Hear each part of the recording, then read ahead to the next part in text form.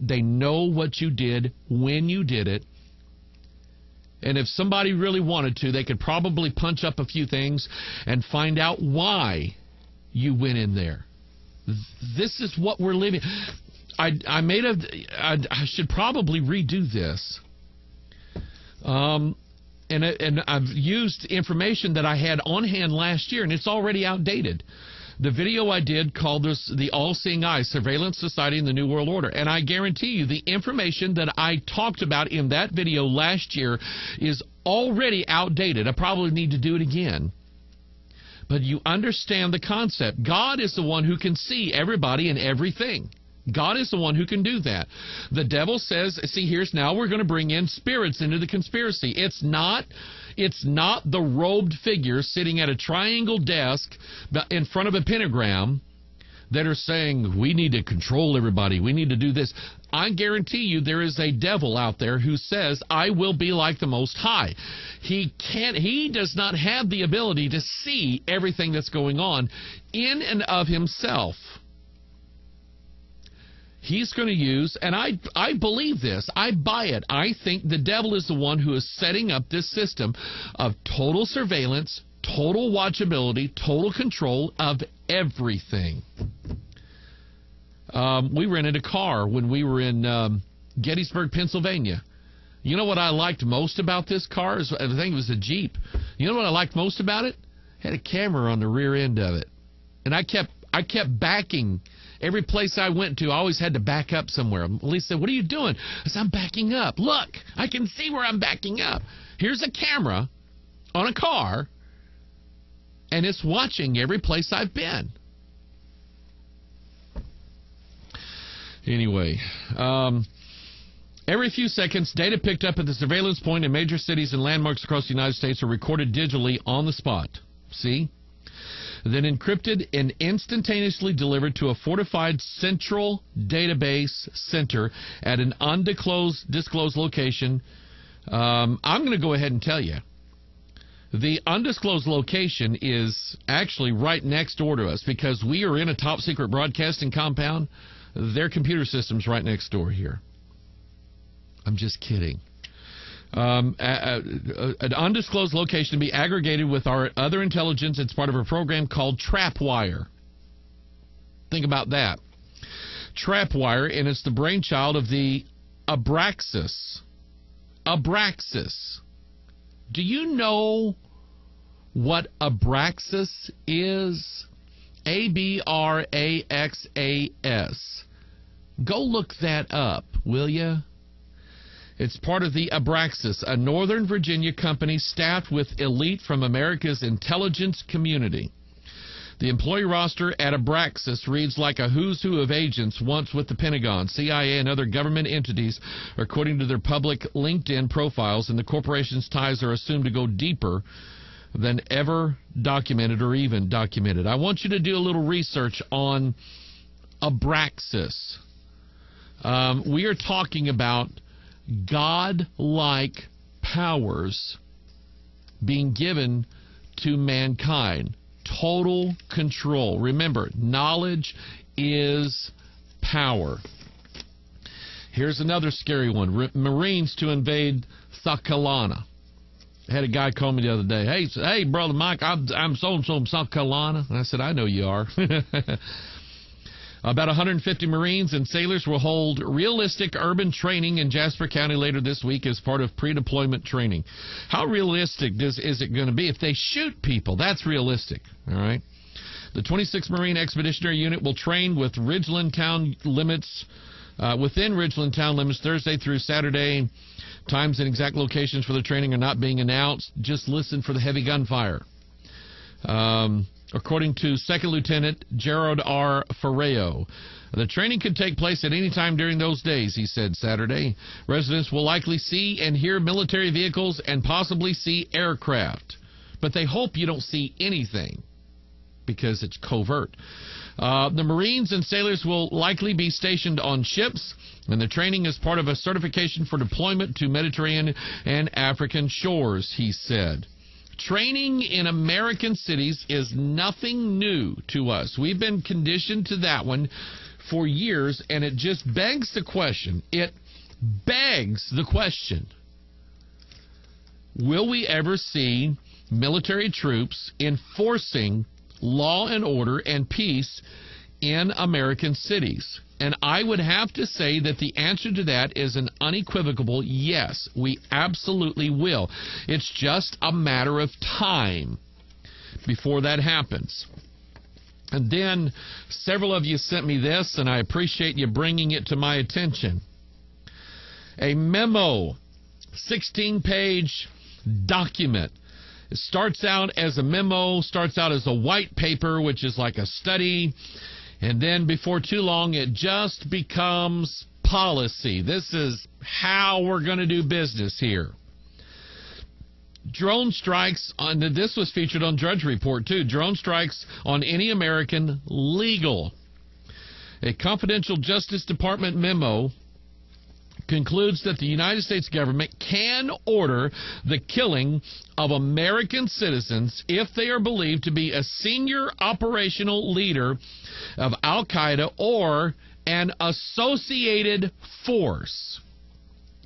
Even if there is no intelligence, think about that one, even if there is no intelligence indicating they're engaged in an active plot to attack the U.S. So I want you to think about this, what this says.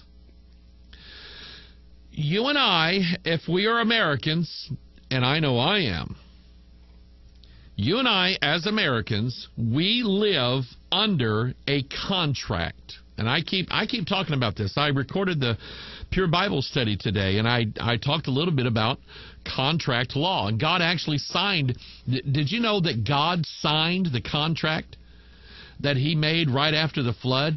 That God instituted a contract. It's called a covenant. That's what a contract is.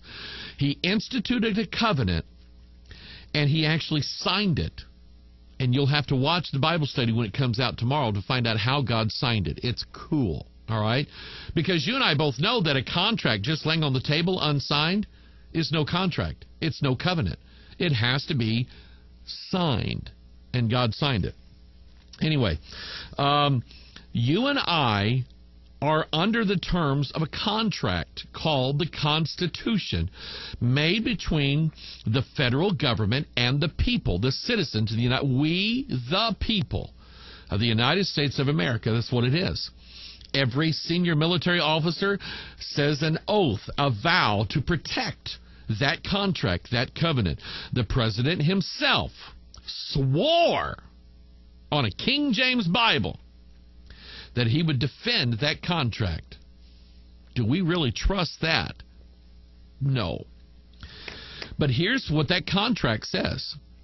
That contract between the government and the people says this: that if you are an American citizen, you have certain rights. One of those rights is a writ of habeas corpus, which means, why are we holding your sorry corpse? Kind of what it means. A writ of habeas corpus says the government must produce in writing why they have you under arrest.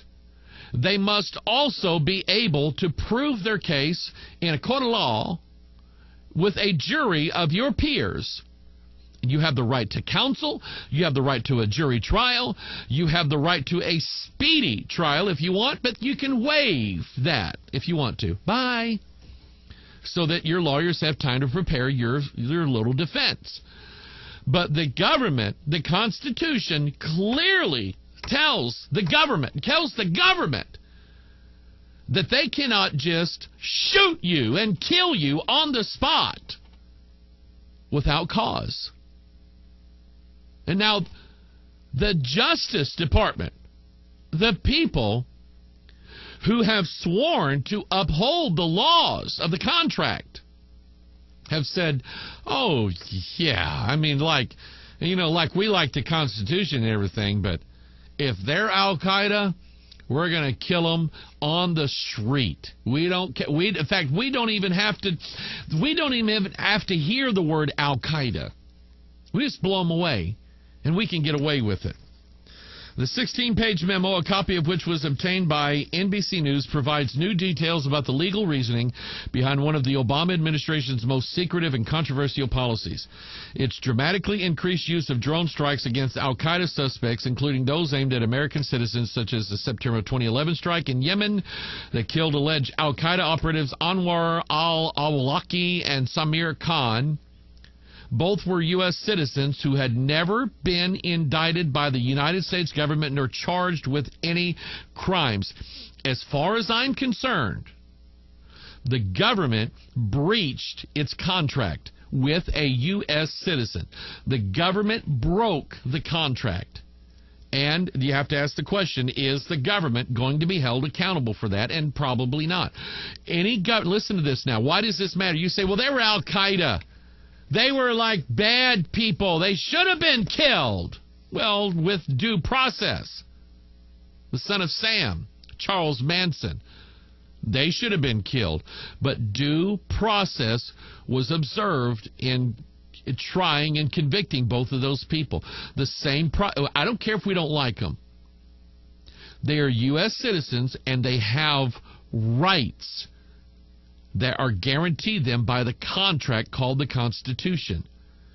And so I want you to understand this. Any government agency or official that really firmly believes that they have a right to go against the Constitution and kill without probable cause, without jury trial, without due process, an American citizen, just because they belong to or were alleged to belong to a group known as al-Qaeda. Any government agent or any agency that feels that they can do that, every other clause of the Constitution is up for grabs with them. The law means nothing to them. They're the government. They don't need the law. It's you that need the laws. We're the government. We don't need the laws. Well, I'm here to tell you that it's the government that our Constitution was written for to begin with. Our Constitution was not written to suppress and govern and rule over the people of the United States. It was meant to rule over the government of the United States. That because the founders and the framers of the Constitution knew that evil men would try to rule this country. And they said, we're going to have a document that limits their powers so that, and if you were to go back and ask Washington, Jefferson, I almost said Lincoln, he wasn't around then, Jefferson, any of these people, should the government be allowed to execute on sight any American citizen without due process? They'll say, well, no, that's why we're writing this, so they won't do that. These people don't care. And I mentioned Sunday, we are having our God, Guns, and Liberty conference. What's the date for that? February the 26th, Tuesday, February 26th, 7 o'clock Central Time. We will be streaming that live. Brother Reg Kelly's coming up. We're going to talk about the Bible. We're going to talk about our freedoms and so on. And I'm telling you, and I mentioned this Sunday, the gun issue is what I call a barrier issue. It is the blockade. It's the barrier that we put up between us and a government that wants to infringe on our rights. You say, well, Pastor, we hear you talk about these rights all the time. You got rights, and I'm tired of hearing you talk about your rights and stuff like that. One of those rights that we have is the ability to come into our church and say, amen, preacher, preach against sodomy, preach against that stuff. Amen, preacher, preach against shacking up and pornography, preach against beer drinking, preach against that stuff, preach against tyrant governors, preach against that stuff. See, we can come to our church and I can preach against that stuff and the people can sit here and go, amen, that's good preaching. See, we can do that right now. Can they do that in China? No. Can't do it in China. Can't really even do it in Russia.